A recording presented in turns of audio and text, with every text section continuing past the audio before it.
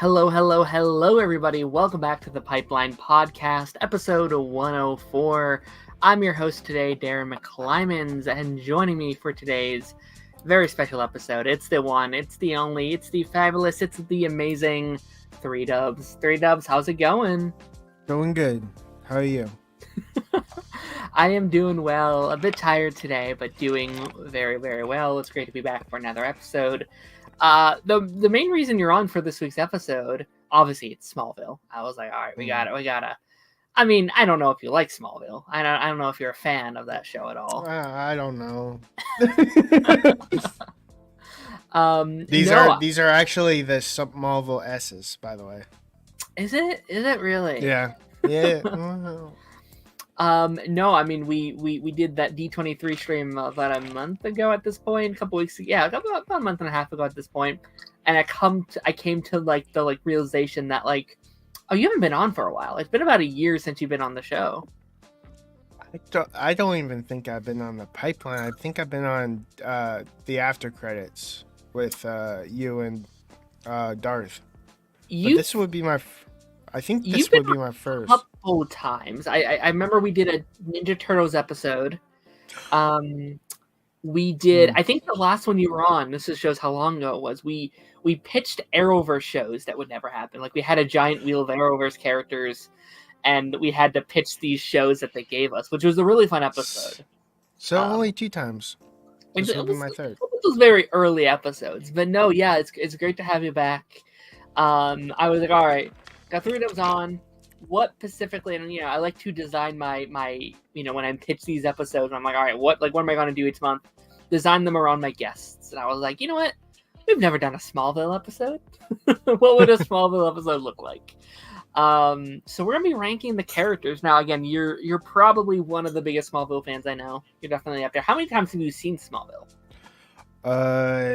Truthfully, I've seen over 500 times because my goodness. Yeah, because I have to edit, so I study the scene constantly. So me rewatching the series, I just know it from heart now. Fair. I've seen it once. I've seen it. Once. What was your first thoughts? I love Smallville. It took me a very long time to watch it as well. So I started it pre-Crisis, before Crisis era. I was like, all right, I think this guy's gonna appear in Crisis, and I finished it a year after Crisis finished, or several months after it wrapped up.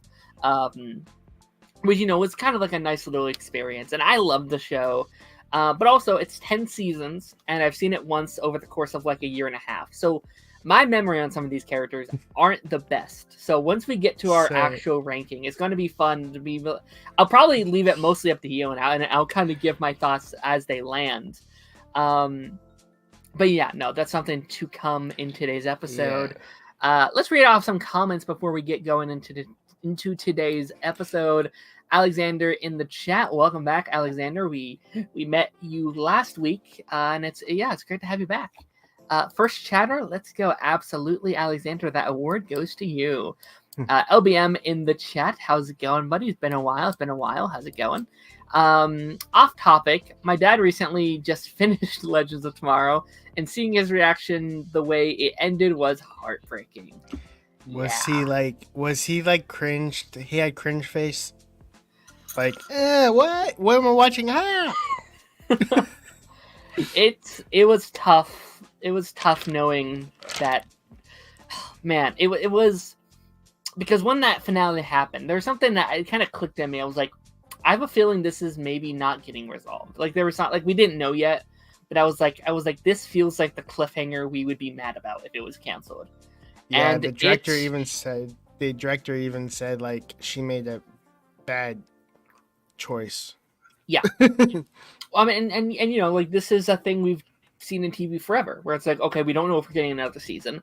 Let's do the biggest cliffhanger we can, and then they have to give us, a new season for the fans to protest. And typically, maybe that would have worked, right? In another, a couple years earlier, that may have worked. But I think just with what was happening at the CW, it was a force too strong to make a big effect, unfortunately. But yeah, no, Yeah. but like retrospectively, I don't even hate the cliffhanger, because I do. There's a little bit of it that's like, it's kind of fitting for Legends that they're just always going to be off on this wacky adventure. Like, oh, what did they get themselves into this time? So yeah, that's definitely valid. They said, yes, he looked at me very confused. Yeah, I get that. Obiano also said Smallville has a nice place in my childhood. Yeah. So when did you start watching it? Like, did you watch it episode like 1? Yeah, I watched episode 1. I was 7 years old. I think that's the perfect time to watch it, because at the start there was nothing like adulty until season 5, and by season 5, guess what? I'm an adult, like a teenager, old enough to understand that stuff.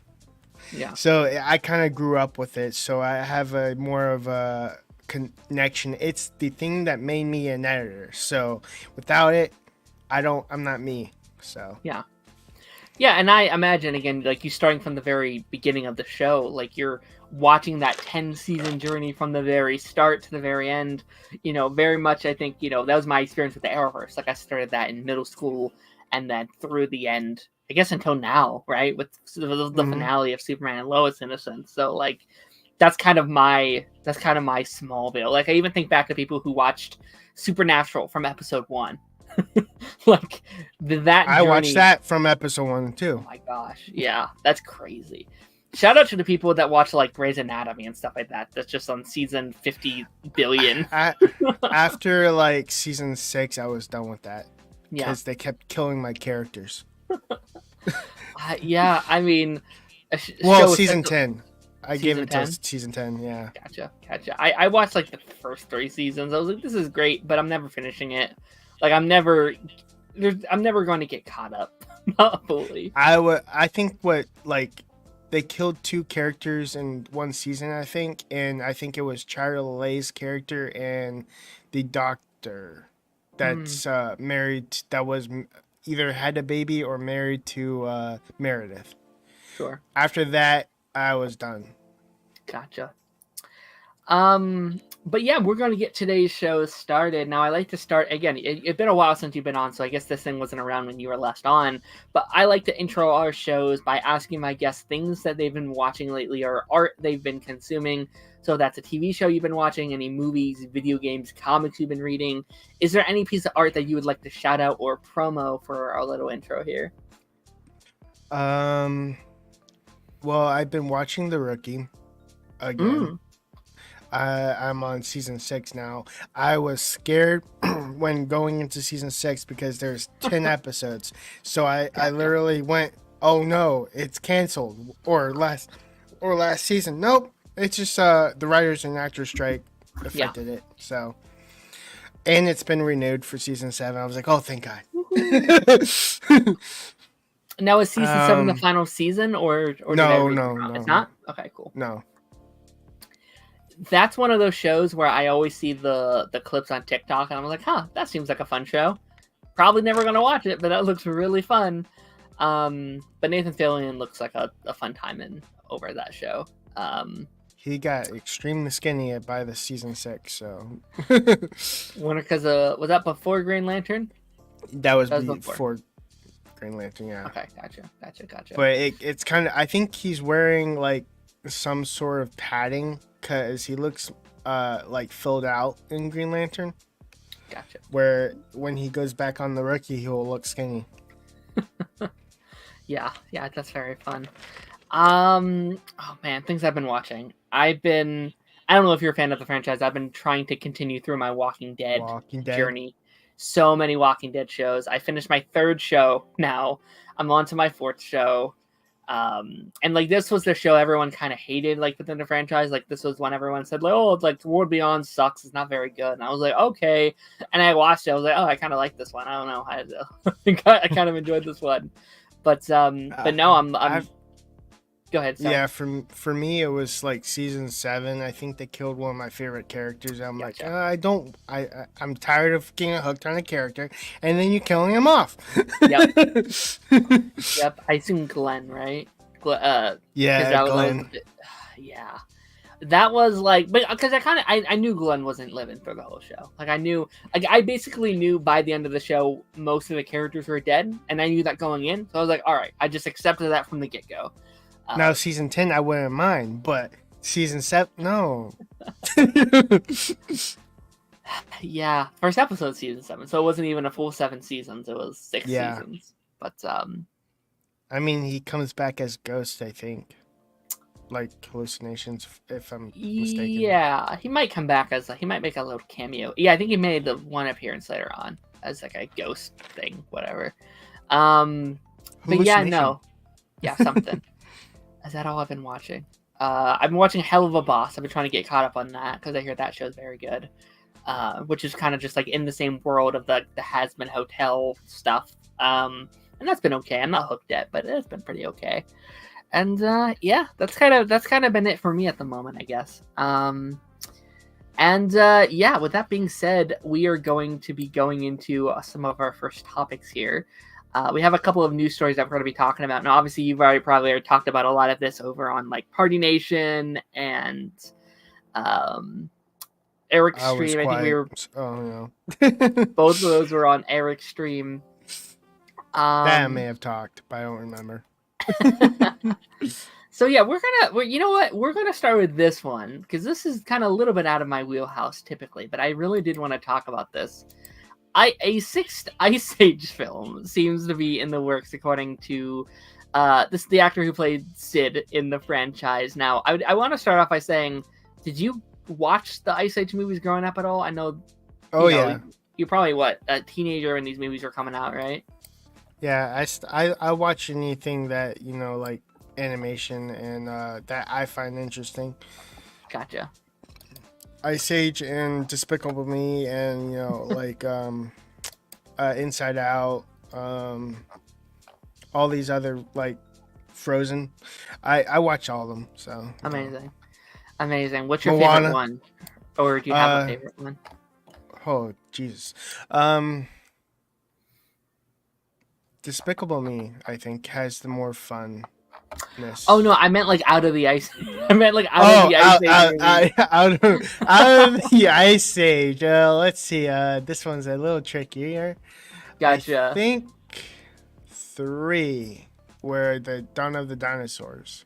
3 is my favorite too. I thought 3 was kind of like the peak of the franchise. But no, I mean this news, it was an unexpected news for sure. Like obviously, these are some of my probably the most like influential animated films of my childhood. Like these, I first one came out in 2000. I was born in 2002. Like I was kind of born right at the perfect time for these movies. Loved 2 growing up, loved 3 growing up. I don't think 4 is very good now, but as a kid, like I saw that in the drive-in, I was like, this is the greatest piece of fiction to ever be made. Continental Drift. Yes. Like at the time, I thought like this is amazing. Not so much anymore, but at the time, I loved it. And then 5 kind of came around, and I was like, okay, maybe I'm getting out of this franchise a little bit. Like, I forgot what 5 was. I don't think I watched it. 5, you know what? And you might be better for it because at that point, I did think it was kind of losing its kind of I don't know, heart a little bit.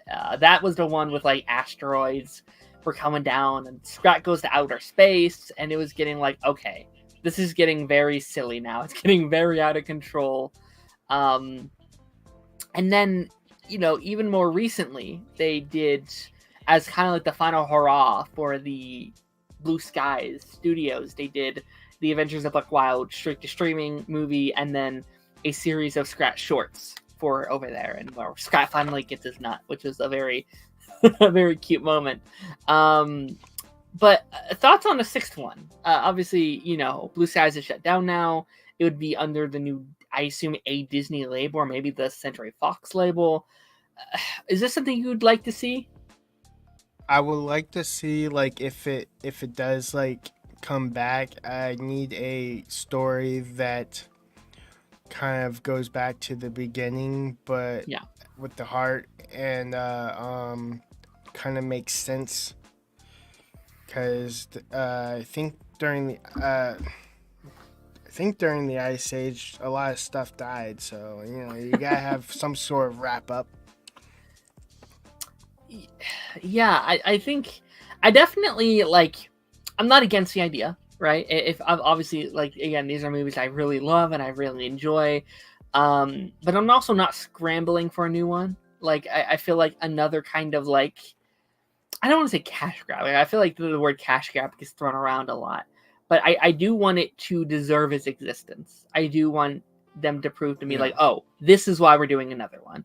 We have a really good story to tell. I've heard a lot of people be like, well, why didn't they bring back the boy from the first one? Like, have him be all grown up, the kid from the first one. Maybe he's all grown up now. We get to go back to the human side of things. I'm like, all right, I'd be down for that, because outside of the first one, humans are gone for the rest of those movies. Like, they never show up again in any of the sequels, which, they clearly took a hard left turn after that first one. I think sometimes for the better. Like, I think 2 and 3 are an overall upgrade from the first installment, or the first one. But yeah, this is interesting. I'll be waiting by the phone to see where we go with this, even if it's true. Maybe John was just like saying stuff and it's actually like total baloney. We don't know. Maybe he saw one of those like fake articles on Twitter and was like, "Oh, it's happening, guys. This is crazy." Maybe he got the Ender Diggle out. Yeah. Justice Hughes happening. Oh no. There's something interesting going around with that box. Yeah, maybe. I mean, we kind of talked about this a little bit, but like plot-wise, if they did another one, is there a plot you'd like to see these guys go through again, or is there something you'd like to see? Because I mean, we've done the meltdown, right? We've done like climate change. We've done dinosaurs. We've done, I don't know, the like continents breaking apart. We've done aliens. We've done humans. Like, I just thought of something crazy. What if they do technology? Yeah. Just guns. The humans have guns now. Oh no. Hunters. Yeah. Open season. They could do like kind of like an open season. Yeah. I definitely be open to see humans coming back. I think that could be kind of a fresh face back into the franchise a little bit. They started out as like a frenemy because they thought they stole the kid, but at the end it could be like the people are now the enemies. Yeah. Yeah. I'd like to see it. I'd like to see Rise of the Humans. I mean, we could just tackle I don't know if they'd want to go that dark because they'd have to do it differently, but we could just do the end of the Ice Age. We could just and obviously you have to have them live at the end of the Ice Age. Like, you could just kill off you can't Toy Story 3 style and them all just like, goodbye guys, and they'll die. Oh, crazy. But, yeah, I don't know. Sid will do that. You're like, we all going to die. Oh, I mean, kind of going back to your Diggle comparison here. We're going to be talking about some Superman and Lois here for a minute. Updates for the 4th and final season of Superman and Lois have kind of hit the interwebs as we're getting closer and closer to our return date. We're about 3 weeks away from the new season. Now I'm going to be pulling up some articles here that not articles, but some things been going around, and there's a couple that I know I'm forgetting that we can kind of just mention here and there. Let me make sure my tabs are closed. They are closed. Okay, let's go. Okay, so this first one I wanted to bring up, this came out yesterday. Don't worry, I'm zooming it in. Here we go. The producers of Superman and Lois had always hoped and planned for the series to run at least 7 seasons. That makes me upset and mad, if that's true. I mean, I believe this. I feel like that was always kind of the original contracted plans for all the CW shows. I think they typically had 6. They usually had like a 6-season contract for their actors. And then they would try to get more after that point. So typically it was either 1 or 2 more, after that 6-season contract, they would upgrade more and more after that. Also, they're not touching Smallville anyway. If they try to go to 10 seasons, all they're really do is like, hey, we made it to 10 seasons. But at the same time, you have short seasons, so you're not going anywhere close to the number that Smallville had, which is 217. And to be fair, I don't know if I'd want them to go 217 episodes. As much as I love it, that's a lot. Yeah, I mean, like, for like Superman, all I wanted for Superman and Lois was to break Lois and Clark's record. Because they stopped also on season 4 with a cliffhanger, which ticked me off. At first, I thought you were saying you wanted them to break up. I was like, no, don't make them break up. That's so mean. No, no, they didn't break up, but at the same time, it's like they were supposed to do a season 5, but I think something happened with the ratings and they lost. They just basically canceled it. But I kind of wanted, this Superman and Lois, they didn't get canceled, but at the same time, I didn't like them stopping on season 4. And Death of Superman seems like it should have been like at season 3, to be honest. I think it would have been better, and season 4 would have been like the rise of Superman. I got to see how they do it, because I personally have a theory that it's going to be a 2 to 3 episode arc. Like, I personally don't think we're spending the full 5. I think it's 5 episodes. I think it's 5? Because there's a centric episode with Chrissy and Kyle. And I think there's going to be a centric episode with what's his name and his daughter, Irons, to close them out. And I also think there's going to be a centric episode for Sarah and Lana. Mm-hmm. And I think there's going to be a centric episode for Dylan Washwood's character, General Lane. They're definitely all going to have individual episodes to shine where they're the guest stars. And to wrap up their stories. I mean, we can kind of go back to the previous 7th season thing in a second, but you did bring it up, so we can talk about this right now. Episode 4 is going to be a Kyle and Chrissy centric hour episode. Which at face value, I don't inherently like when I see that. I didn't like that either, but at the same time, I'm glad everyone's getting their stories wrapped up. But I do know that because of what Cannagrass spoiled, episode 7 is definitely when he's back. So I don't know when he's coming back, but I just know episode 7 is when he's visibly back as Clark Kent. Oh yeah, I think even if we do the Death of Superman, because what we heard that he's still in every episode. I think they said like Tyler is still an aspect of every episode at least, which is good. Mm-hmm. I think that's the way to go. I don't want them to do the full Death of Superman. I think in another world where we had multiple more seasons, I would have been very down for a proper Death of Superman story that lasted a whole season. Like, I think it could have been cool. But it's the final season, it's the final outing for any of these CW shows. I think him being gone more than not saying the arc can't be longer, but I think him being gone any longer than 2 to 3 episodes is they did do it really well in season 2 when he went missing for a month. Yeah, and time lapse.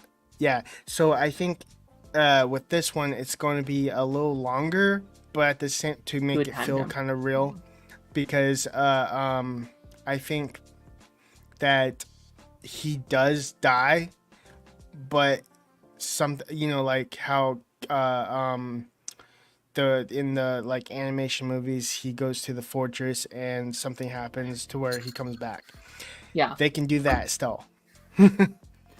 Yeah, I'm gonna be curious how they go about it. And I'll be honest, I do think Kyle and Chrissy are lower on my character totem pole than some of the others. Chrissy, I don't care too much about Chrissy, so I'm not like jumping up and down with that. Kyle for me is very hit and miss. I either love Kyle, he's either one of my favorite characters on screen, or I hate him. I cannot stand him. I really want his world famous ribs. I want that recipe. Yeah. Yeah. Wish us luck that Party Nation episode where we have to hear Lance go on his tangent about Kyle, his impression of Kyle for an hour. Yeah, he goes me. Oh, it's gotta be rough. That's my impression of Lance doing the impression of Kyle. If I'm not there that week, guys, you know why. Can't do it again. I was kidding. Oh, I'm working today. Yep, totally. But no, like I do think like as I'm not a huge fan of this idea, for one, I understand it's probably a budget thing. I think we're gonna get a couple of these where it's like, well, not a lot of action this episode because we're saving the budget for some of the bigger stuff for the Doomsday. I think they used a lot of it for the first 2 episodes with the fight of Doomsday, because I honestly thought it would have been like jump cut, but I'm glad they're sticking with the with the fight. Yeah, I really like going after the end of the season. I was like, okay, guys, let's lower our expectations a little bit. They might have a couple seconds more of that fight, but then it'll be over, or they'll jump. They'll be like 6 months later, like Flash and stuff would do that all the time, where they'll be stopped mid fight and be like, oh, it's over, guys, whoop-a-doo. So but like to play the devil's advocate, I think I said this somewhere else, like, this is also such a classic CW trope at this point. Like, having an episode where it's just, it's our character's not here and it's some side thing. It's such a Flash did it, Arrow did it, Supergirl did it. And honestly, just for like nostalgia reasons, I'm like, you know what? It's the final one. Screw it. Just do it one last time. I think they are breaking that trope of fighting it. This would be like the first villain that has ever survived 2 to 3 episodes. Well, he's definitely survived because obviously Superman dies, but I think it's like, you know how like when Thawne and Flash fought in season 8, it felt like super duper fast, like it was like blah blah blah, it was like, and then he just stops fighting and then sits down and like what why you stop fighting? Yeah. They've been doing this for like ever. Like they had this like big build up, and then the final fight, it's like 5 minutes. Yeah, this one felt like 7, an actual fight. Like, oh yeah, I mean, shout out to early Flash, where you would have these very long drawn out, like the fight scene. What is it, like episode 9, episode 8, something, where it's that huge soccer field or like the football field fight scene when they're just dragging each other across the city, and he's in the Zoom, the little Zoom. Yeah, no, the one with Thawne, like the first proper fight with Thawne inside the soccer field. Like I remember that's one of their best fights. I remember during the Zoom arc, he does grab him and drags him throughout this. I think that was the most menacing season ever. I didn't like the end because it was so quick. I get that you're more like confident and you're faster and all, but at the same time, make it realistic, because he's been evil and knows how to disarm you a lot. So I hate when they wrap up it really fast.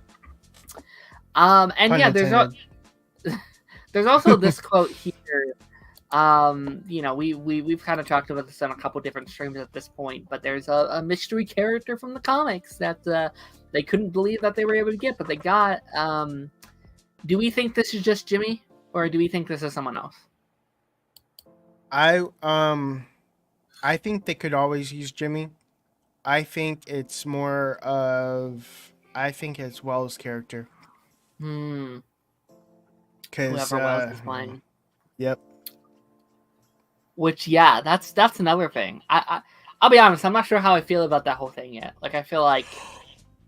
What if he's Brainiac? That would Tom be kind of Cavanaugh as a Brainiac. Wells Brainiac, because Wells is smart, right? Brainiac smart too. It Yeah. makes kind of sense. Yeah, I think this could just be, I think it could be Jimmy, right? Like I feel like this happens a lot where they underestimate how much people are paying attention and how much we know. Where they're like, "Oh, you guys are never going to guess this thing." It's like, no, we actually knew that like forever ago. Daniel Nicolette was Oh. like dragging us on for she's like, we got something really cool, really awesome, and then it turns out to be Damian Wayne. I'm like, oh, that was one of the most insane reveals for the fandom, I think, because like that, I think that maybe was the darkest point, because like the night prior, it was the whole Superman Lois was like disconnecting from the Arrowverse stuff. Like we were destroyed, and we're like, okay, let's forget about that. We have a really cool cameo tomorrow on the Flash. It's gonna be great. And then they just like stab us in the back. It's like, gosh, dang it! Like during the interview too with Eric Wallace, he basically said the next time I call, I will be there. Like Tyler Hoechlin, I think I said his name right. Tyler Hoechlin said that he will be back. He just couldn't make it for Armageddon. Yeah. Which I get, but at the same time, I'm disappointed now. And at the start, people don't realize this, but it was intended to be the carryover from Crisis of when Clark realized he has boys and now instead of just one son, and it was supposed to be that version of Earth Prime Superman getting his own show. Yeah. It definitely felt that way because even they had a crossover plan with Superman and Batwoman.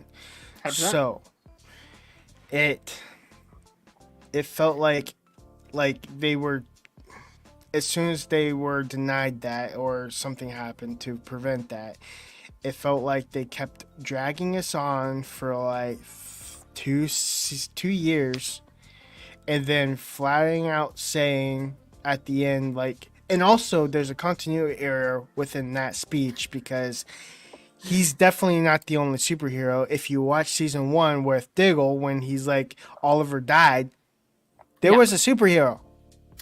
It's my headcanon that season 1's canon and season 2's not.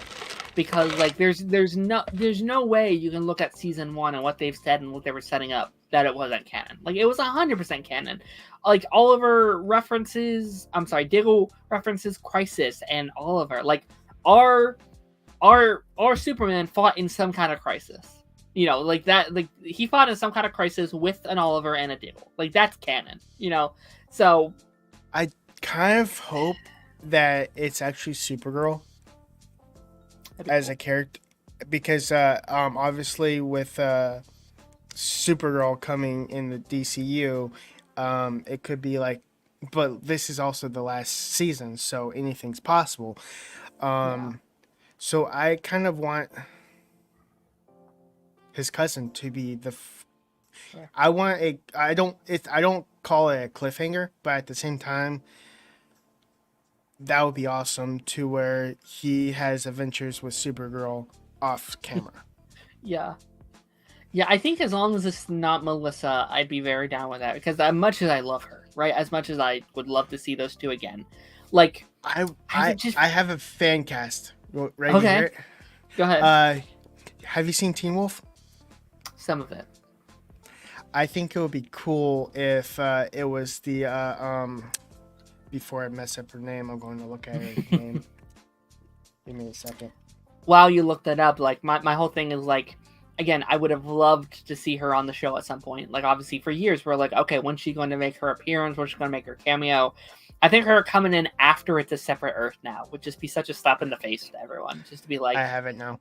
Okay, go ahead. Best one would be Shelley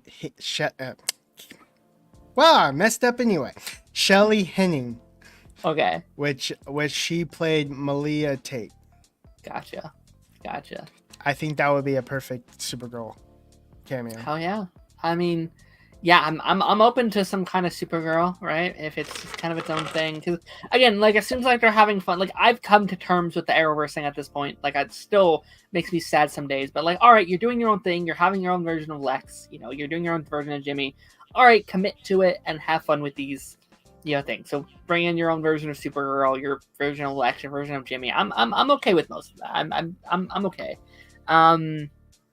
But yeah, we have two more things I do want to get through here, though. I don't have to spend too long about this, and I actually think we talked about the similar topic last time we were on the show, or one of the last episodes you were on the show. Not that we're going to talk about that. Dustin Daniel Cragen, hope I pronounced his name right, is set to direct Spider-Man 4 with Tom Holland and Zendaya attached. Now, yeah, we're finally moving forward with. Did you say Dustin or Destin? I think it's Dustin, or maybe it is Destin. No, it's Destin.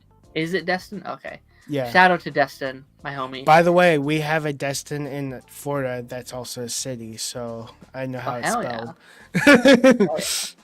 Yeah. But yeah, we're finally moving forward with hopefully a Spider-Man 4. There's been a lot of reports a lot of rumors, a lot of reports we heard a couple weeks ago. Rumor that is going to be diving into the multiverse side of things, and ever since Spider-Man 3 came out, we were like, okay, will Zendaya and Jacob be in this next project with how Spider-Man 3 ended, or will they come back in maybe a Spider-Man 5 or even like a Secret Wars instead?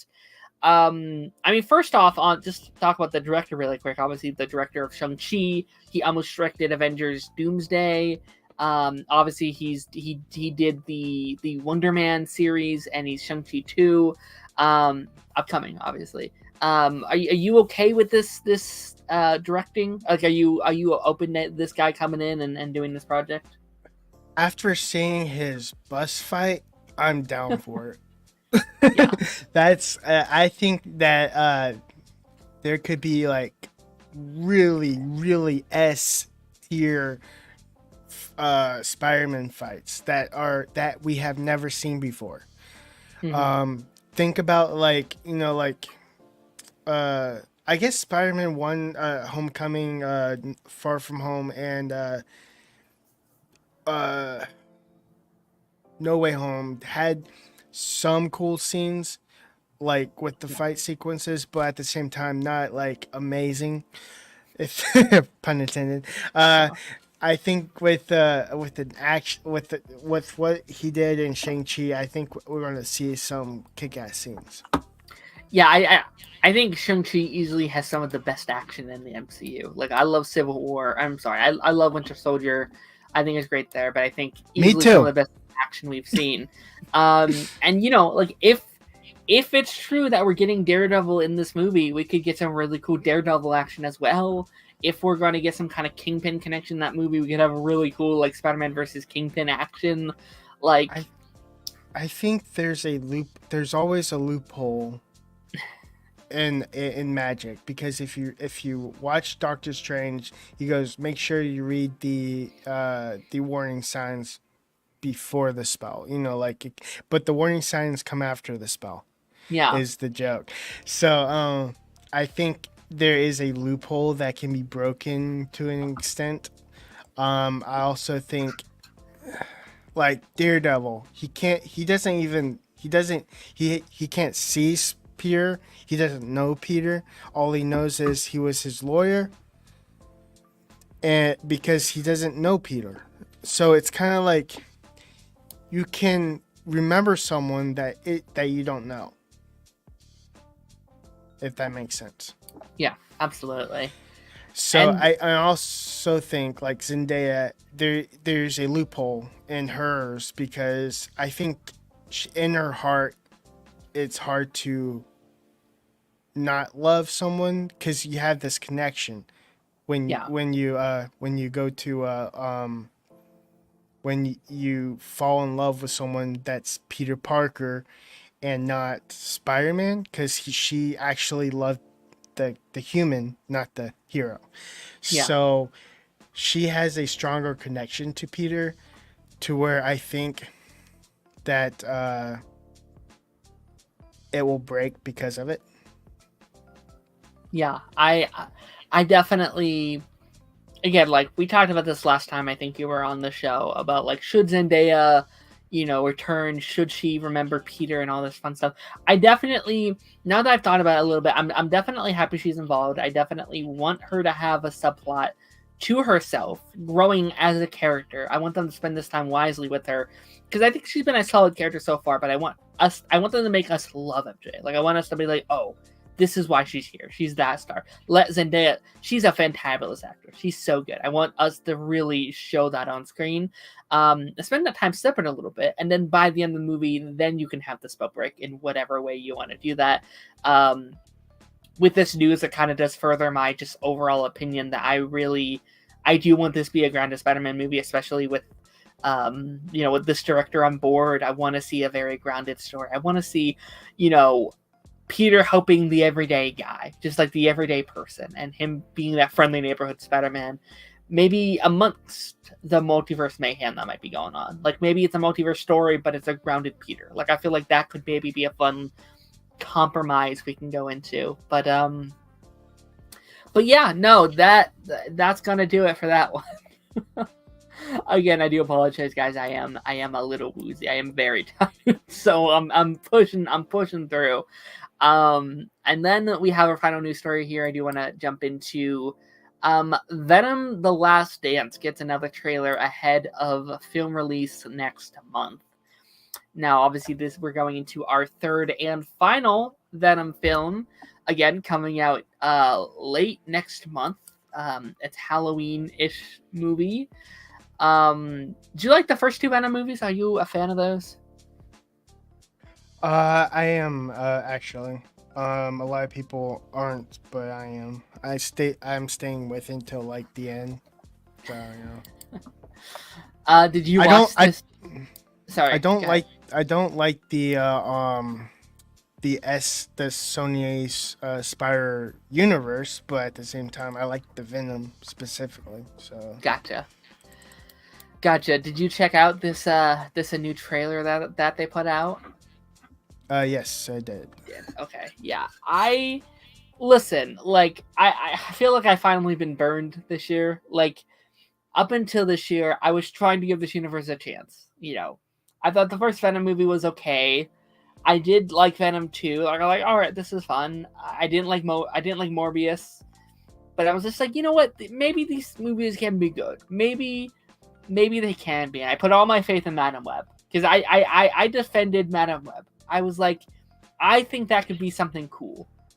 And it's just, I don't know. I put all my chips in there, and then I feel like I've been burnt a little bit. But I think these Venom movies are always at least fun.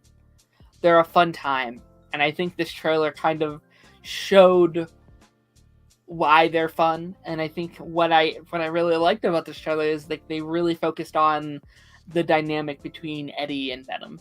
Like I think that's why these movies work. They're these super silly, like, I don't say buddy cop, but these like kind of buddy road trip type movies with this weird alien and his boyfriend. Like it's such a there's such a fun time. And I do think the trailers we've been seeing, like we're getting like these Venom horses and these, we get the Venom frog and these weird other symbiotes from outer space. And I feel like, you know what? I think they are showing their existence and why they're here and why they're I don't know why they're doing a third one and why there's a trilogy of these movies. I've been blabbing on though. What was your thoughts on this newest trailer? I like who's playing Noel. Yeah. Did you also see it? I didn't. I saw some people. I saw some comic people talking about there being a character in the trailer, but I didn't personally recognize them. I didn't know who they were. Well, in the there is, you've seen Walking Dead, right? So it's Daryl Dixon. Oh, Norman. Yeah. Norman Reedus. I saw. Yeah, he's playing the big bad Noel, which Gotcha. I think it's comic book accurate because he has long hair and he's like that kind of. He looks like him too. Gotcha. I didn't know he was playing the main villain. That's exciting. Yeah. It's very exciting. I'm watching I just started his Walking Dead show, his like solo show that they did for him last night, and it was like, yeah, show's not amazing. I'll be or anything, mad but if they kill him off. So you know. his character in Venom or his character in like The Walking No, Dead. in The Walking Dead, I'll be so Gotcha. mad if they killed him off. Gotcha. Yeah, I mean, he basically became the lead of the main show. Like after Rick left, it was Daryl's show. He kind of like adopted the show. So yeah, that'd be frustrating. And you know, it's pretty crazy. This movie kind of comes out next month. Like it's a movie that kind of snuck up on us a little bit. Like same with Joker too. It's just like we were so focused on Deadpool and Wolverine. Like that was all year we were focusing on those two. And now we're in the back half of the year, and it's like, okay, Joker 2's here, and Venom 3's here, and Kraven's here, and Creature's about to come out, and Smirlois is here. It's like, oh my gosh, it's the back half of the year is about to be crazy. So yeah, that's kind of all the news stories I have here. Do you have any final thoughts on this trailer? No. I'm looking for. I think there's a frog, Venom frog, and I think there's a Venom horse that I'm looking forward to seeing. But Yeah. besides that, you know. Oh my gosh, yeah. I mean, you can just tell it's gonna be such like a shut your brain off, enjoy the freaking Venom horse. Just don't think about it too much. Leave your logic at the door. It's science fiction. And yeah, I mean, and like the trailer got me like a little emotional. Like they're really playing up the like one last time, Eddie. One last time. And you know, it seems like maybe they're gonna have to do the iconic. Like, I'm with you to the end, pal. I'm with you to the end. They did a Bucky and Cap reference. Yeah, it seems like they're either gonna kill off Venom or Venom leave the planet. Like Venom has to go back to his home world or whatever, or one of those two. Or maybe he goes with them. Like there's a line where it's like you can't be on Earth and it's still standing. It's like, well, maybe he goes to outer space. I don't know. Because like I do feel like he's in Secret Wars. Like I do feel like Venom. I don't know. I just got that vibe. Like you spend all this time kind of building this other stuff up. I do think they want some sort of crossover at some point. I know for like I think this has been like disclosed, but it's in the comics, so I can tell this. Peter Parker actually becomes evil in Secret Wars. Yeah. If they're going that route, Venom is required. Sure. And yeah, no, it's like they were clearly setting that up with the end of No Way Home. We're like, oh, the Venom symbiote's here now, but then they take it with the Venom trailer, and it's like, so what was the point? What was the point of all of that? I mean, they just retcon themselves because stupid. Yeah. They would have to like travel to the M616 to retrieve it.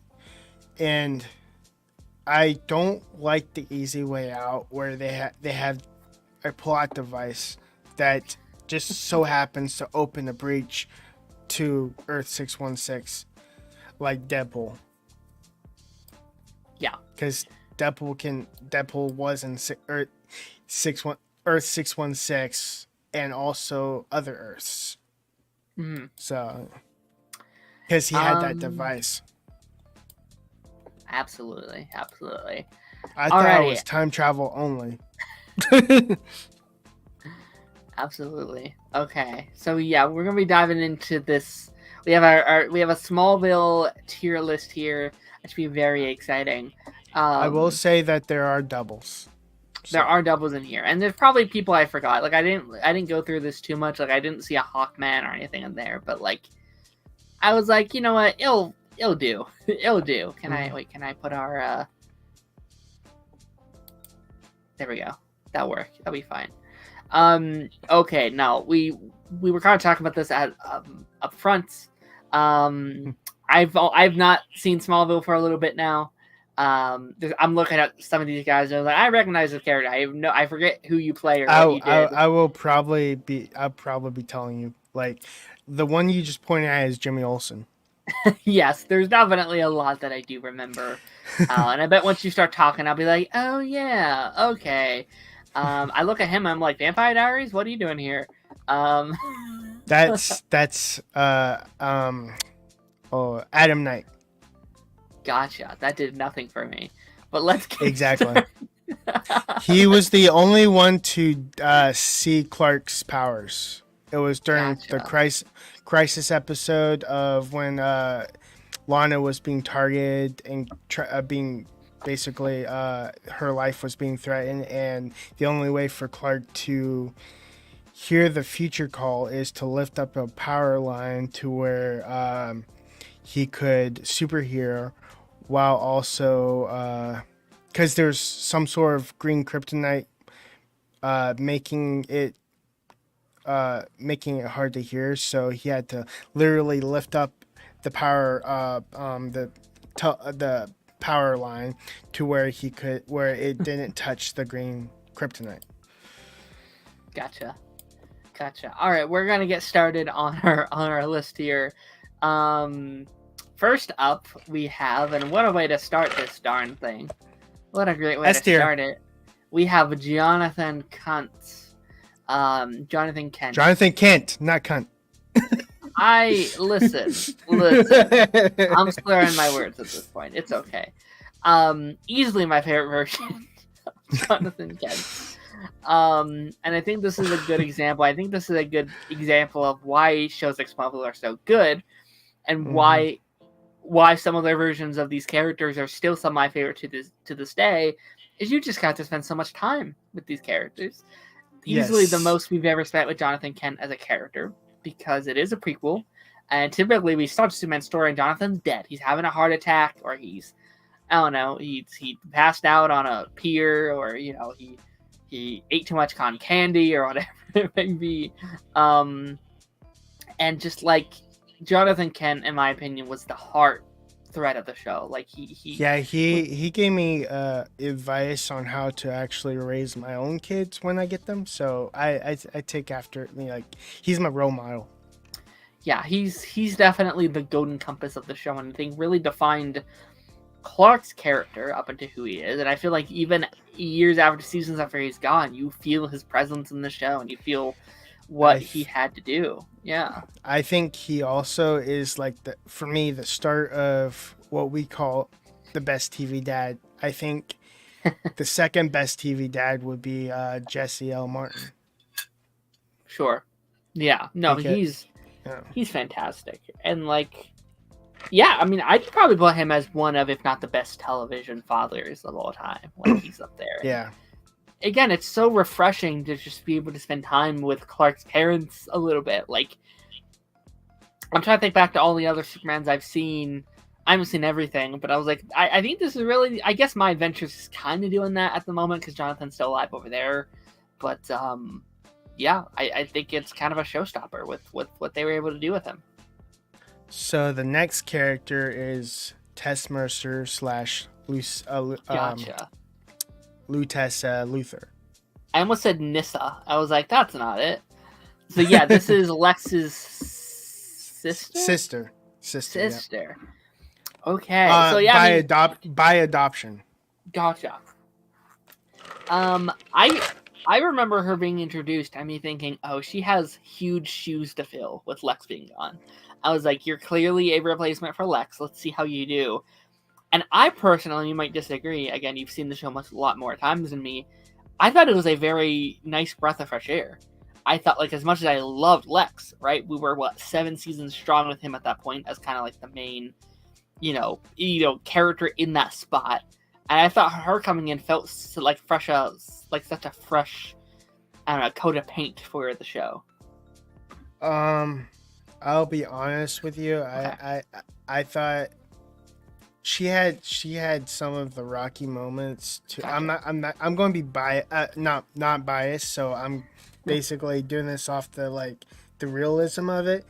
And for me, she's a D tier. Whoa. That's how bad. Like, I didn't like her. You don't like her? No. She was rocky. I think by season 10 she redeemed herself. Gotcha. But season 8 and 9 were tough with her. I was thinking, for just my personal list, I was thinking B. So I say we meet in the middle with a C. Because yeah, I mean, I definitely, and I don't know if there's any character I like hate. So There's no F tier. By the way, any character I put doesn't necessarily mean I dislike it. yeah, 100%. Just saying. I wish I can put someone in F, but but you don't have F, so No, this one didn't come. So yeah, I mean, yeah, just think of your D as like your F. So like whatever your. Lana is a D. Okay. Okay. You know why? I'll Why? tell you. It was a roller coaster. They kept dragging us back, messing with our emotions, only to have her back in season 8 to permanently stop them from being able to connect. I did not like her story arc whatsoever. She became in season 6. She became unredeemable by marrying Lex and dating him. I have never felt so conflicted about a TV character in my life. Like I when it comes to Lana, I am so bipolar. Because I'm like, yeah, I really love Lana. I think she's a very fun character. And then they'll just do something and I'm like, God damn it. Like, what are you doing? And then she'll be like, but no, Clark, let's date again. I love you. And it's like, okay. And then she'll do this and then she'll do that. And it's just like so frustrating to watch. And I'll say this.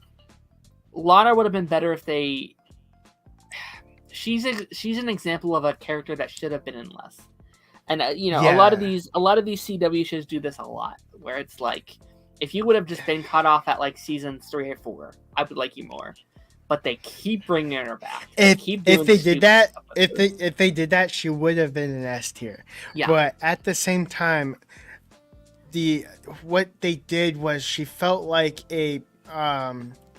her character was inconsistent. She would trust Clark 1 minute, distrust him, trust him, distrust him. I'm like, that's not how you start a relationship. You need to fully trust someone. Yeah, and also I get that there was like something blocking them, but by season 6, after Promise, she should have fully trusted him and stayed with him. Yeah, that should have been it. But season 4, Brian Lois, and that felt like Endgame, because I'm like, I need them together as soon as they appeared. Yeah, and that's like, that's my biggest complaint about Smallville, is that you're a 10-season long show. That's a great run. That's an incredible run. And correct me if I'm wrong, because maybe I'm just I'm misremembering things. They don't properly get together until like the final season, right? Who? Lois? No. Lois and Clark, right? No, or is it season 9? Season 8 was actually the little breadcrumb, and then season 9 was when they started dating. But she started dating, yeah. I think that needed to happen much sooner, in my opinion. I think they needed. I think they should have had Lois and Lana. Oh, sorry, not Lois and Lana. Lana and Clark. I needed that story done faster than what they did, but at the same time, if they started in season 8, Clark would basically cheat on Lois, and I needed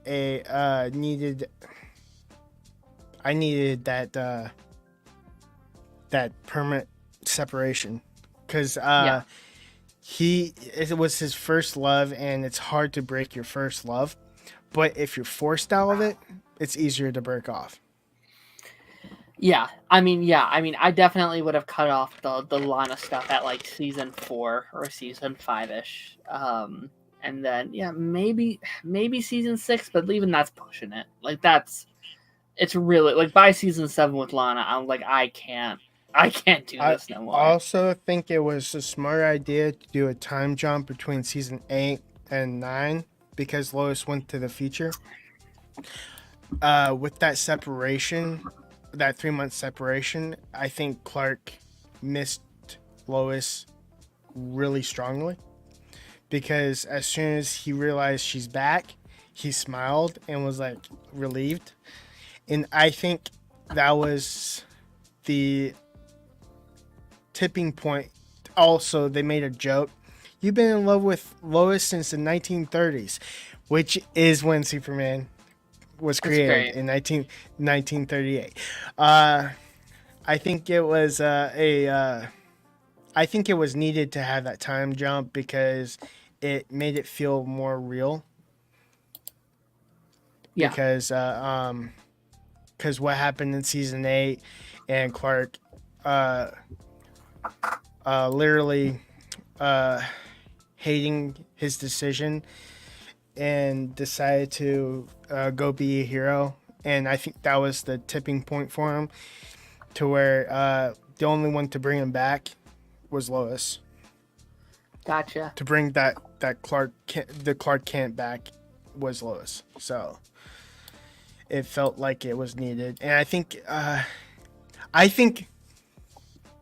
they did it smart with Lois and Clark because they started out as frenemies that started, as Tom Walling said, flirting banter, which is the best way to describe the relationship because they would kind of flirt and one up each other and comebacks. So I think it was as the series goes on, you can see their shift into friendship to where it emerges into something more by season 8, where Lois starts to feel for Clark. Their journey is incredible. Way. Yeah. Their journeys, which we'll get to that when we. As far as you think, like it should have happened sooner. If you look at season 4 all the way to season 8, it was a love story that merged into a romantic thing. Yeah. It wasn't like boom, season 4 relationship because Lana is with the coach. Gotcha. Which is oh my god, I'm actually drawing a blank, but I know his name, Jensen Ackles, with Jensen Ackles' character, and Teague. His last name is Teague. I think it was a nice way to like what's the word? Distract us from what Lana's been doing by going with the Teague with Jason Teague. I'll eventually get there. So yeah, for me, Lana is D. Yeah, I mean, I'd probably put her up to a C, but honestly, I'm not fighting it. I'm like, you know what? That's fair. There's a lot that doesn't work about Lana, even though I do like. There's so many moments I love from Lana, like so many highlights from her over the years. But yeah, fair enough. All right. So this one is Clark's mom. Clark's mom. Okay, I was thinking from Krypton. From Krypton. I recognize her from Supergirl. I was like, wait, is this also Clark's mom? Okay, yeah, I do remember that. I don't remember her. I'll be honest. Her name is Laura L. Yes, I do know that from just other things, but like, I would say like the Smallville adaptation. I'm like, she good? Yeah, she first appeared in season 7. Oh wow. I think it was during when Daxter, I think it was Bizarre's arc, to where they create a blue kryptonite ring to where. No, wait, hold on. But anyways, it was definitely. I think it was. There's a Kryptonian that was Supergirl's dad that was causing a problem, and he technically had some sort of DNA to where of Laura L to bring her back using a crystal, Krypton technology, so anything's possible. But yeah, for me, she's a B. Let's throw in B. Middle of the road. All right. This Next is Zatanna. Up we have Zatanna, which shout out to Smallville for actually doing Zatanna. Is she her only live action one? She is the only live action, and also she is portrayed by Serena Swan. She was in the what's that Marvel TV show that people hate? She She-Hulk? played she was a Medusa. She was Medusa in Oh, Inhumans. Yeah. Inhumans, and then she was also in The Reacher. She played the love interest for Reacher in season 2. Oh, really? That's her? Oh, Yep. hell yeah. Yep. That's cool. For me, she's a B too. Yeah, I remember, I remember her not having like a massive impact on the show, but I remember just being so happy just getting her in live action, just getting to see a live action version of her. And I feel like that's the charm of the show. Like, you get so many live action adaptations that we just at the time simply never saw, like, that we just never got to see. So, I mean, I imagine for you and so many others, like, these were the adaptations of these characters. So, you know, like their introductions. I'm sorry, the introduction to a lot of these characters. Her character came back a few times. No, but when she comes back, you have to like, kind of like, because she's hard to recognize because she's she's dressing up not like her character. So each time she comes back, she feels like a new character, so it takes me a minute until I realize there's magic involved. Oh, Santana. But yeah, she had a kind of like small arcs, but also funny episodes, because during Hex was kind of funny because Clark lost his memory of having powers, so it left some funny moments to where Lois, who's tackling Chloe, teaching Clark how to be Superman, left with funny comedy. Yeah, very funny character. All right, this is Jor-El, right? Jor-El, the human Jor-El, not the voice. Yeah. There's two different actors portraying Jor-El. The physical form is this guy who passed away recently. Aw. And the voice that you hear in the Fortress of Solitude is Terrence Stamp, who played Zod in the original Superman the movie, and Superman 2. He played the Zod. So, gotcha. I remember liking this version of the character a good bit back when I watched it. But me personally, he's an A. Okay. Yeah, I'm definitely not opposed to that. I think Jor-El is always just a fun addition to any Superman story. Like, I think who you cast as like, I don't know if there's necessarily ever been a bad Jor-El. Like, I think it's a pretty easy character to knock out, but like, I don't know. I'm always a sucker for like a good Jor-El casting, if you will. Is this Zod? No, this one's Zod. Yeah, gotcha. The human form of Zod. This one's a bit tricky for me because I had to basically choose from B to C, and I don't think he's better than the mom. So I'm like, it's for me. He turned out to be a C. Yeah, I remember not necessarily being disappointed because I didn't know it was Smallville, but I remember Zod not necessarily being very memorable for me in the show and being like, oh, it's Zod. All right, let's move on. But yeah, I don't know. I'd probably I can get down with C. I'd probably either say C or B, but yeah, I'd say C for me too. All right, Lionel Luthor. Let's get him right down there.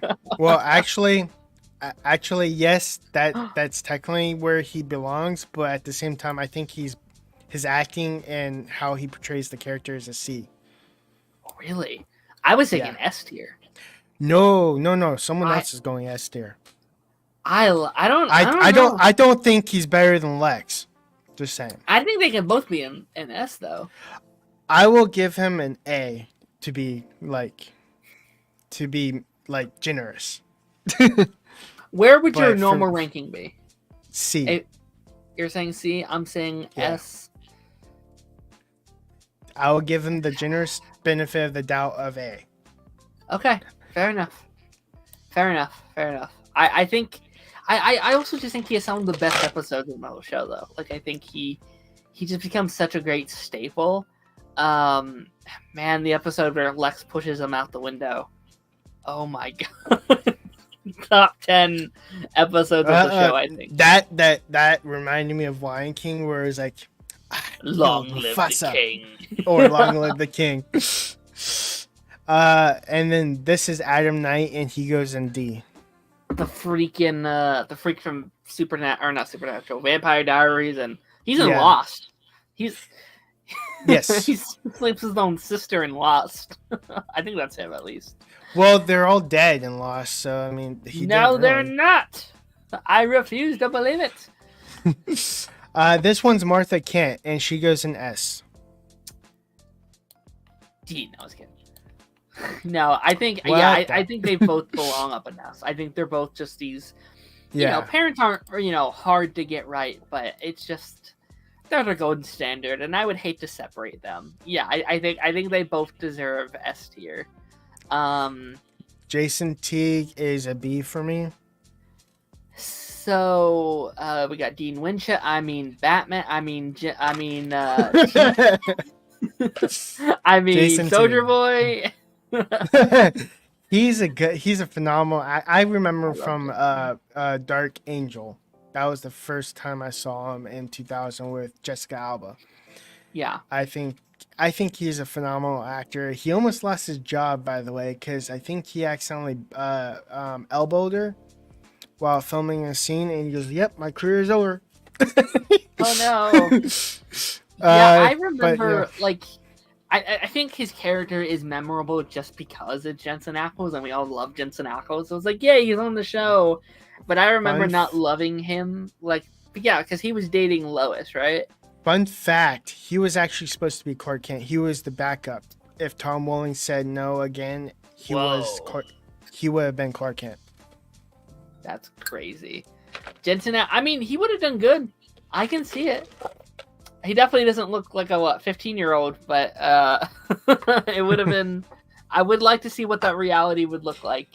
He would have been he would have looked it if it was 2000, because by season 4 they're out of high school.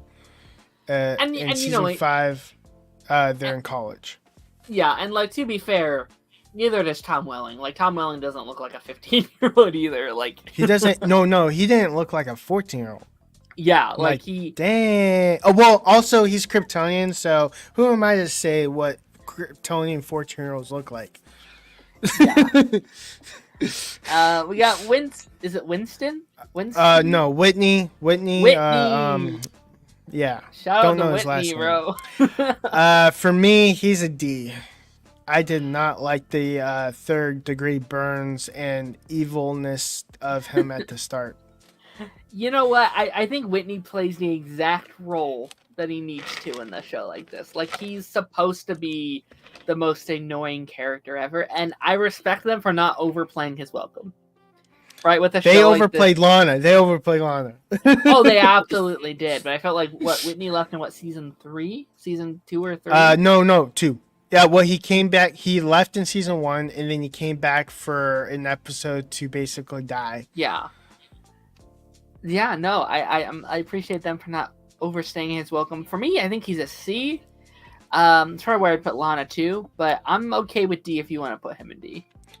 Yeah, he wasn't likable at all. I think that was the point, but yeah, that's that point. Sam Whitler. This is Doomsday. I actually love this character. He in my opinion, he would be an S, but I'm gonna be realistic and put him in A. I don't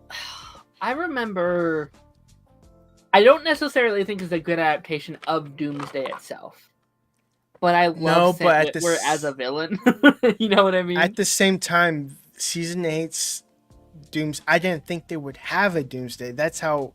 Yeah, they brought this iconic character, and what they did with them was kind of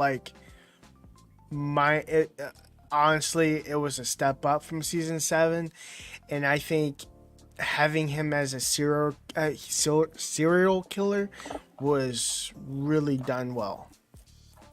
To where he had a dual identity. He didn't know he was a serial killer until they separated him. Yeah.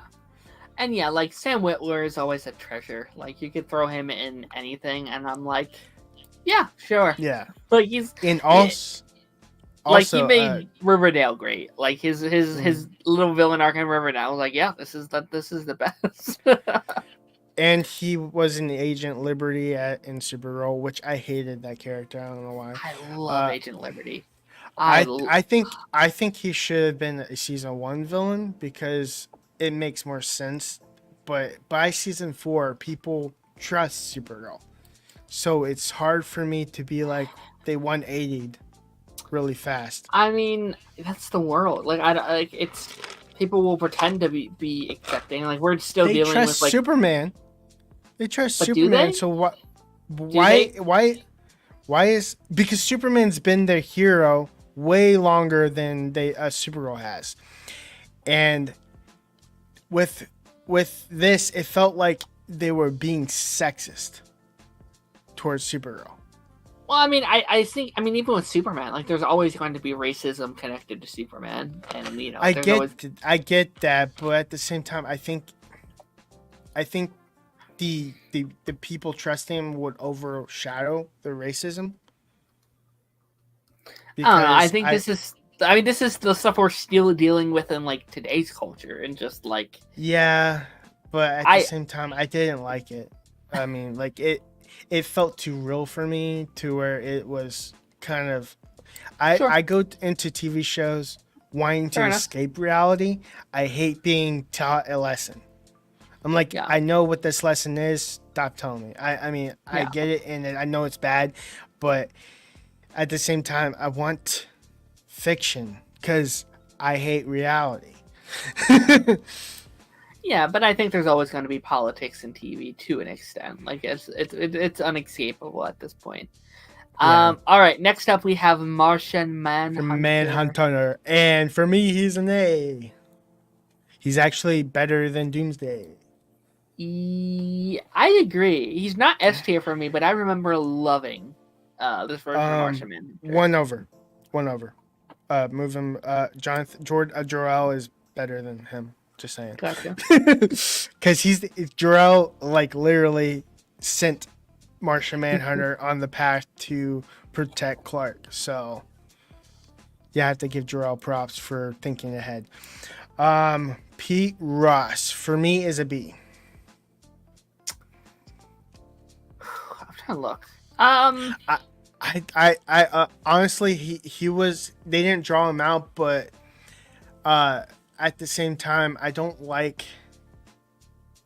how his arc happened, and I know there's some scenes behind the scenes to what happened to him. Yeah. He found out during the panel that he wasn't coming back, Ooh. and I did not like that. But at the same time, he his arc, how they wrote him off was disrespectful. Yeah, I remember being pretty sad about that too, and just like how they left it on. Weird. Did he ever come back? Yeah, he came back in season 7, saving Supergirl by chewing some green kryptonite gum to where he became basically elongate man for an episode. Obviously, he wasn't the hero named Elongate Man. He was basically a meteor freak by accident. Yeah. I'm gonna say the top of B. I think he's better than everyone else in B at the moment. Nope, not one over. I think Laura L is better than him. Just saying. I don't know. I think he's just such a golden standard. Okay, I'll give you that. I'll Because what, like he had 3 seasons when Laura had like a couple episodes, right? Yeah. Huh? Say that again. He had like 3 seasons, right? And then she had like 2 episodes. No, she had I think she had a lot more. Let me look her up real quick. Like some things I don't remember because they're not the main characters, but at the same time, what Smallville or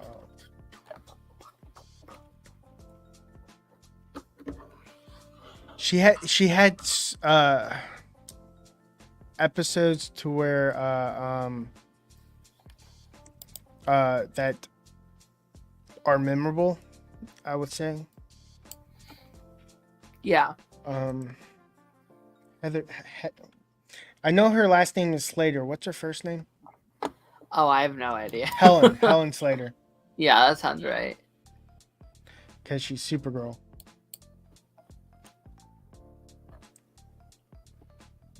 If you're trying to say in the chat, people, I'm not looking at the chat, so I'm looking at the another tab. So she was in 3 episodes. Gotcha. Yeah. I mean, I'm okay with moving him over if you want to. I definitely think high B for me. Yeah, I will give you the Pete Ross because of his his season 3 more episodes. I'll move him higher than Laura L, but at the same time, in my heart, Laura L's better. Alrighty, I think this is Jimmy, right? Is this Jimmy Olsen? There is a duplicate, I think. I was always kind of confused about Jimmy Olsen because I was like, there was 2, right? Like they did a thing with his twin brother or something. Yeah, they also in season 8 they basically it wasn't a twin brother, by the way. What they did was they grew up the kid to where he looks like, because obviously siblings look like their parents. So if for instance James Olsen, and he wasn't Jimmy, he was James. Gotcha. James Olsen was the first basically to grow up, and then his brother, who is Jimmy Olsen, grew up to look like him because they both had the same parent. Gotcha. So it's a funny thing. It's a funny thing, but at the same time, it's a little silly. It's a little silly. James Olsen for me, S tier. I put him in S tier. Really? Yes. I might have to fight back that one a little bit. I don't know. It's because of I liked his arc for season 6. I liked his death in season 8. I thought it was emotional. He brought a level of to where oh look, a main character can die. Yeah. He brought a realism to where no one's safe, that I felt needed to spice things up for the show and make the make all the characters feel for him, which I teared up like a baby when I watched him die. Because he was the. Go ahead, sorry. Go ahead. For me, he had he was his in season 8 episode Identity. He's the only one to actually figure out Clark's secret and automatically think about Clark. He's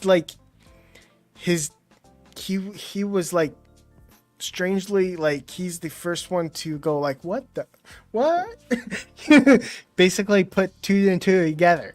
He without the glasses, there was no glasses stopping him from not noticing, so it felt so right. I mean, I liked it so much of that. So would you settle for an A? Because I was thinking B. What if I did high A? High A. Let's go high A. Okay. I liked him better than Jarrell. Fair enough. I would agree. I think I liked him more than, I maybe liked Martian Manhunter a bit more than Jimmy. But yeah, I mean, I'm Martian Manhunter has that comic book, yay, but at the same time, he felt like a sideline character, which I think Supergirl did him better. I agree. But also, on Supergirl, he was one of the co-leads of that show. Like, yeah. Now with Bart Allen, I put him as A. I would agree. Yeah. Bart's just such a fun character. Like, he's just fun every time he shows up.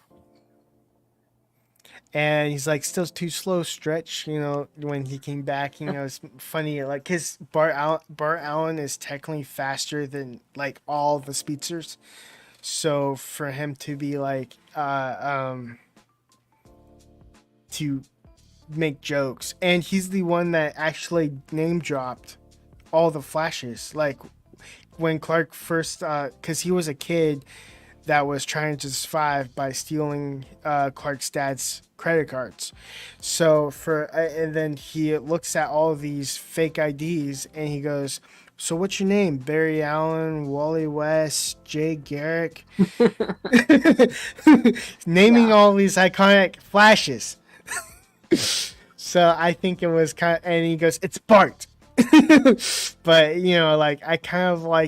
I liked his whenever he appeared, I liked him. So yeah, he's just it's just fun to get a Flash, like live action Flashes are always. And was this no, because you had the Flash 90 show, but like up until a point there wasn't a lot of Flash content. Okay, to be honest, to be like realism, to where like obviously he wasn't the Flash, he was Impulse, but this would be the first. Flash. Yeah, he was the first live action Impulse, and he was the first live action Bart Allen. Yeah. So. Yeah, he's always a lot of fun. Okay, with this next one, now hold up. There should be a freaking F tier. Okay, no. Okay, hold on. Before we vote, let's focus on the character. The character alone, not. I think her name's Allison, right? The actress. Obviously, there's a lot of controversies with the actress. This one's tricky. I put her in like Z. If I'm being as a character, not as the actor. As I was growing up with her, I would say she was an A tier.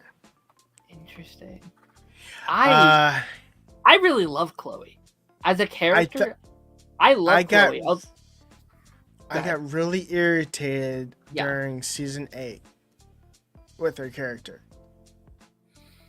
of how she was trying to save Davis Bloom / Doomsday.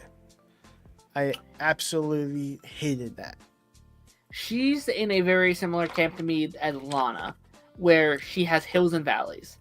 I think she's such a core of the show. I think fundamentally so much of what I love about the show did come from Chloe. Like, I think she's such a good supporting character. At the same time, though, yeah, she has frustrating moments. Especially, I think later on in the show, it gets a little bit frustrating to sometimes watch her. Yeah, but I'll me, if I'm being like unbiased by this point, A. I will go with A. Ooh, okay. Because it's with Jimmy, and I felt like that was her best arc, was with Jimmy, when she was with Jimmy. I was thinking B. I was thinking she's better than Pete, so high B.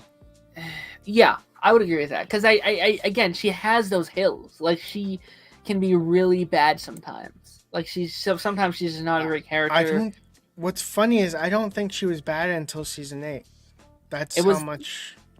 She's a very inconsistent, and she's, in my opinion, what Felicity should have been on Arrow. Like, they're very similar characters, but I think it's kind of like what they wanted her to be over on Arrow, and I don't know if they quite nailed it. But yeah, I like again, it's hard to talk about her character now via all the controversies and the cults and the real life stuff that has come out. But no, Aquaman. Use the one that's over by Lois. It has his face. Gotcha. With Aquaman, I actually absolutely love this character. I think he's an S tier. Wow. I was shocked when they were able to use him, because I was like, there's no way they're going to get Aquaman and all these like the seven original Justice League members, I was like, you got the Flash. I was shocked that you were able to use Bart Allen. Hey Cameron, what's up? I'm also shocked that you could use Hawkman. I was mind blown by Aquaman. He came back a lot. Like it was small, but at the same time a lot. All the way to season 10, I think he came back in season 8. His progression into a hero was so well, and by season 10 he was buff. Yeah, for me he's an S tier. Wouldn't you say that's a reach? No. Get it? Fun story. He's actually from my hometown. Yeah, he's actually he's from Niceville. So, and he actually there's a little like, you know how when people like each other, they pound on them and, you know, like do buddy like punches on the shoulders and stuff. Mm-hmm. My sister did that to him, so I could have had Aquaman as my brother-in-law. So so I was like, Earth. Yeah. In another Earth, it happened. Yeah. I was thinking A for mine, but honestly, I'm not opposed to S. I was really enjoyed when Aquaman was on the show. Hawk. Cameron said Chloe is like Chrissy on Superman and Lois. Kind of. I think I like Chloe more than Chrissy though. Yeah. Not Allison. She's definitely not Allison. So no, absolutely. Put my mind out. You know. Woo, okay. Alrighty, this was Supergirl, right? Supergirl, yes. And for me, she had more episodes and more of a character arc. She came back multiple times throughout the series. I gave this one an S, but I will settle for an A to be realistic. And she's better than Jimmy. An S. Wow. Okay. I was thinking like a B. You hated this character? No. I don't know. She was a better Supergirl than Melissa. Let's be honest here. Whoa. No. I don't know about that one. I don't know. She wasn't technically Supergirl, but at the same time, she had her. I think she was an original character in what they did with her, of how they named her Kara Kent, or Kara Kent is what they said, because it depends on how you pronounce it. I think this was like, I felt like for an original character in their own take, they did a really good job. Yeah. I never disliked her. I never felt like a huge bond to the character either, but I thought they did a pretty solid job. Let's settle for A. If you're saying S, I'm saying B. Let's settle in the middle for like. Let's settle in the middle. Yeah, something like that maybe. Yeah. Right. Better than Jor-El, I would say that. Okay, fair enough. I got my boy Green Arrow, Justin Hartley. S tier. I will not settle for anything less. I say D. No, I was kidding. I can agree with S tier. I loved his. Like, I feel like he is probably still the most comic accurate Green Arrow we've done. Yes. Yes. As much as I love Stephen Amell, he's a delight. I really wanted him to be an Arrow, not as anything like Green Arrow, but at the same time have something that nods to him being Green Arrow. Like, you have a green suit, I have one back at home, or something like that. You know what would have been cool? In the second episode in season, I think it's season 8, episode 1, where we go over to Earth 3, and it's like this. It's Prometheus as Arrow, It would have been really cool if that was Justin Hartley. Like we got to see an alternate. Also, it would have been like so. I mean, they did a on Crisis on Elseworlds. They hinted at him being on Earth 96 or 96, and as a person that dies, you don't see his face, but at the same time, you have the suit. And I'm like, oh, this is a missed opportunity. I hate what they did. There's several Smallville people there's several Smallville people I would have liked to have seen kind of crossover. I wanted Michael Rosenbaum to crossover as like not as Lex, but as like Wally. He almost did. He almost did it in Crisis. I really hate that he wanted money, but at the same time, I get it.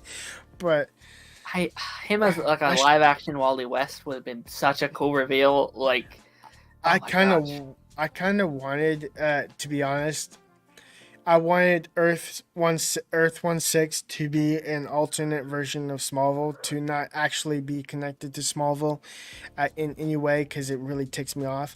I would have liked Michael Rosenbaum's character to actually be Wally. That would have been cool. Funny. Is this also Zod? Is that just a double photo of Zod? No, that's Brainiac 5. Oh. He is the reincarnation of Brainiac. It was during Homecoming. In season 10, episode 4. So rank number 5. All right, he's in D. No, for me, I put him in A. Okay. I remember liking Brainiac quite a bit. And for those who are joining in, it's been a while since I've seen the show, so I'm very rusty. I remember liking him. I thought he was...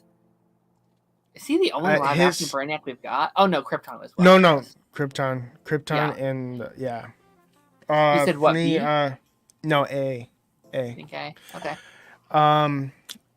It was the first, like, I guess, first time where they basically tricked us on screen, because he was a different character called Fine, and he felt like a genuine character to helping Clark, but then it was like boom, 180. Hey, he's from the Kryptonian ship that landed. So and he was also Brainiac. So I'm like, that was kind of like a twist that I didn't see coming. Sure. Yeah, Cameron Walker, how far are you? And I hope I didn't spoil anything. I'm sorry.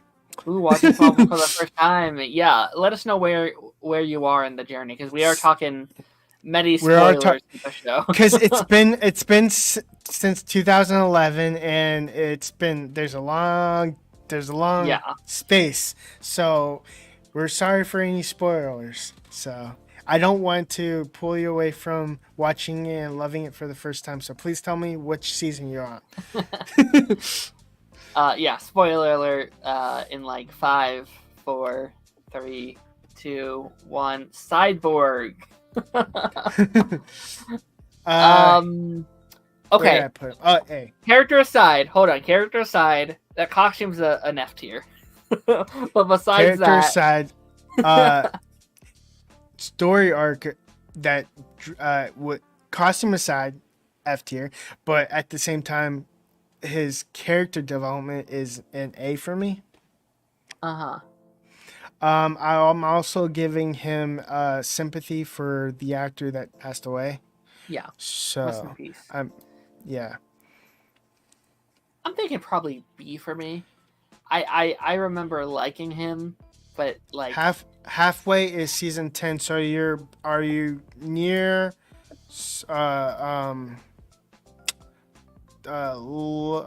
Lana, okay, how do I say this? He's actually on the Cyborg episode.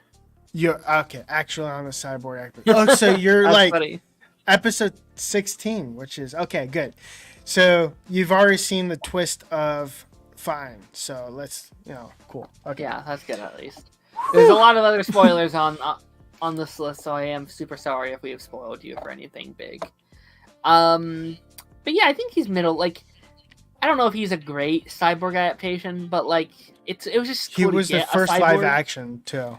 Yeah, it's just like that's so many of these characters where it's like maybe they were not the best versions of them, but they were the first, and that's something special. So, what were you saying? A? Or were you thinking Yeah, B? I said A. Behind. I think I put him a little bit in between Bart and Brainiac. Black Canary. Black Sorry. Canary was a C for me. I did. Oh, C. Yeah, I'd probably agree. I didn't. I mean, they didn't do much with her. Like she would show up every once in a while and be like, "Oh, cool," but besides that, but she gets the comic book boost to where she's Dinah Laurel Lance, who's Black Canary in the comics. So for me, she got a boost to where she's above Tess Mercer. Spoiler alert for anyone going into season 8. It is very crazy that Oliver didn't end up with Black Canary in 2 Green Arrow adaptations in a row. Like, it's really crazy. But yeah, spoiler alert. Lois is an S tier. Whoops. No doubt about it. And she's right next to Martha. Yeah, oh man, I mean, I would almost be willing to put her at the top. Yeah, let's go there. And then move Aquaman behind Justin Hartley. Yeah, I mean, easily one of the best adaptations of Lois Lane to ever do it. Now, the golden day is Lex Luthor. You know exactly where I'm putting him. No, let's hold up. Let's actually talk about Lois for a couple minutes here. Okay, what about Alexander? How's it going? Good to see you, and we did shout you out for being the first commenter, so congratulations. But no, I think she's easy. Like for me, Betsy slightly. You know, I prefer her slightly just because I don't know. Superman Lois is just my baby, but like she is also so good. Like. I love that we live in a world where there are so many great Clark and Loises out there. Like, Smallville could be your favorite, or Superman Lois could be your favorite, or My Adventures with Superman could be your favorite, or Christopher Reeves could be your favorite. Like, there's so many good Lois Lanes. Yeah. It's amazing. Okay, my top 4 Loises in order are Margaret Kidder. Hi, stranger. How's it going? Bitsy Tolick, and I forget her name, but she's in Lois and Clark. My Adventures with Superman. My Adventures, yeah. I think those. But again, it's so hard to choose because there's so many good adaptations of that character. Yeah, she's for me easily S tier. One of the best. Like when I think back at Smallville, like Lois Lane's one of the things I look back on the most fondly. Like these next 3, obviously, but like. What's funny, she became the embodiment of Lois by time of season 8, I believe. She dyed her hair. She became she looked like Lois, and she started on the road to being the world famous journalism whose article goes why the world doesn't need Superman, blah blah blah. You know that the whole thing. Yeah. I spent the night with Superman, all that. Yeah, and just like her and Clark's dynamic is just one of my favorites. Like it's just I could watch those two just kind of flirt and talk for hours. It's always so much fun. So yeah, no, I definitely agree. Alrighty, next up, this little guy. I don't think right up there, all the way up there. There we go. Indeed. Hey, what the fuck? Would you? Okay, but here's the question: better or worse than Lois Lane? Worse than Lois Lane, but obviously, Lois Lane is good and Lex is bad, so obviously he's not going to be the favorite of the two, but he's there. He's second. Yeah. But I think first in all my Lex Luthor hearts, Yeah, no, I think there will never be a Lex Luthor quite like forgive me, I will say, Michael. Yeah. I will say, this is funny. This is hilarious. We started with a Michael, and now we're ending with a Michael. Mm-hmm. Michael Absolutely. Cudlitz is a Lex Luthor in Superman and Lois. Also, we're starting with Superman and ending with Superman. What a circle! Yeah. And like, we kind of talked about this with Jonathan. We talked about it with Lois, but like the we'll never get another Lex Luthor like this because we got to spend 7 seasons with this guy building up to the villainous arc. You start with him as like the good guy, the friend of Clark Kent, and just the slow build to Lex Luthor. The slow build of becoming evil. Like awesome. I'm the villain of the story, And the shift of what we thought was Lionel Luthor being the villain, it slowly became Lex. Oh my gosh, yeah, it's so good. Like sometimes they would give him a storyline where I'm like, I don't know about this, but like he's also just so good that like I don't care. Like he does such a great job playing that character. That road rage episode where he like he's like, I pay for half your salary, all that, like I give you money, and then just smashes his window. That was like awesome. And he was the first one to kiss Clark. Oh yeah, really? Oh yeah. I want to answer this comment before we move on to our last character.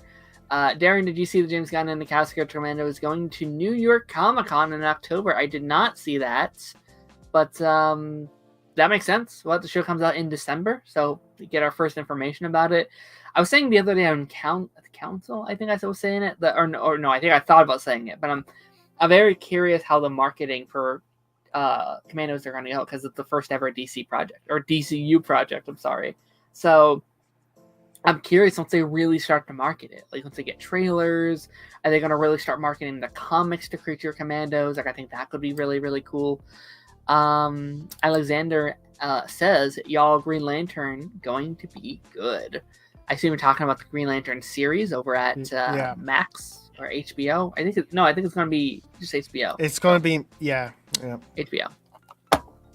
Very saving exciting. The best for last. Just put them up in this. Put them in D. Get them down. No. Now trying to again, give me this a question: heart attack. Where on the list does he go? S. No, I know that. But like, where in S do you think he goes? Is what I'm saying. I actually had him. This is mine. Just saying. I had him. Jonathan first. Clark Kent second. Lois third. Kara Zor-El fourth. Lex Luthor. Martha. Jimmy. Aquaman. And then Green Lantern. But that obviously changed through the years. So I'm gonna put him with Lois still. Okay, you know what? Let's just kind of put him at the top, just for simplicity's sake. He's the lead of the show, so you have to like him. Yeah, for just the sake of it. Yeah, it's Tom Welling. And fun fact also, it started with the initials TW and ends with TH. Both had T's as names. Yeah, it's great. I mean, like Clark Kent, he's all 10 seasons. There's going to be episodes that don't quite work. There's going to be things about it, but like it's Clark Kent. Tom Welling deserves that title of Superman. He deserves it. He put his heart, sweat, and tears into that character for so many years now. You can tell there's a love for it. They're pitching for it like an animated sequel. They're doing Talkville at the moment. Like, there's clearly love for that show that they did, and have you ever heard of the story of how he got the role? I don't think so. No. He actually denied the role 3 times, and they were persistent. They were like, he wasn't sure how he liked, it's such an iconic character, and he didn't think he was ready for that role.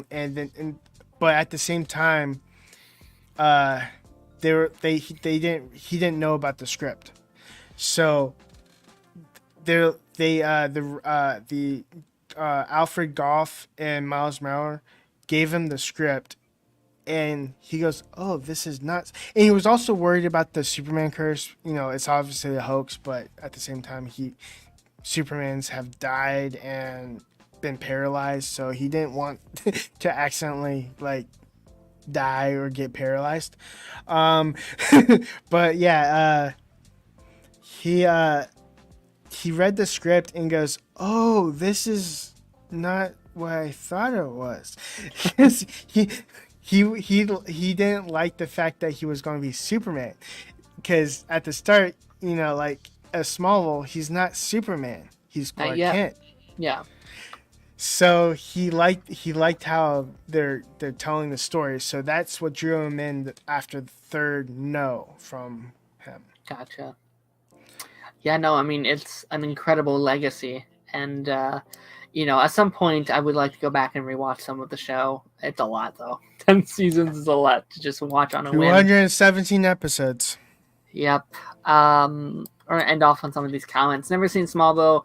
If I have, I was a YouTube video. I don't recall it. Yeah, I mean, it's a long show. I can definitely understand if you never got around to watching all of it. I do recommend you do try out. Yeah, no, it's a very fun show if you want to commit to such a long show. And yeah, with that being said, we're kind of heading towards the end of our stream today. This is obviously a very fun list. It was very fun to jump on here. 3 dubs, 3 double W. You can tell I'm tired. Where can people find you? Where can people check you out? Where you making stuff? I am making stuff on our official 3dub over on YouTube, and I make edits and fan-made content, and I finally cracked down on the Smallville intro, so you know, yes, I'm very proud of how I can recreate any show with the Smallville intro now. So yeah, and you can check his channel right in the title. Just click his little title and take you right to his channel. Check out all of his cool edits. Follow him on TikTok. You can find us both on Podinations. Not every Tuesday, but we're sometimes on at the same time. Every Tuesday, but unless you know Lance is like sick or has kids. And we work over on Eric's channel as well. So yeah, we sometimes do streams over there, and we jump all over the place. We're on everybody else's stream all the time. It's how it goes. And again, thank you everyone. We basically hop on. We go through the multiverse of YouTube. Yeah. So. Shout out to Alexander. Shout out to Cameron. Shout out to Stranger. Shout out to Cameron. I already said Cameron. Shout out to LBM. Shout out to everyone who is talking in today's stream. Next week we're starting our MCU rewatch or MCU retrospective. We're going to be talking about Iron Man 2008's Iron Man. So tune in next Thursday for that. I'm very excited to see how that goes. And yeah, you guys, without further ado, I will see y'all on the flip side. Bye bye.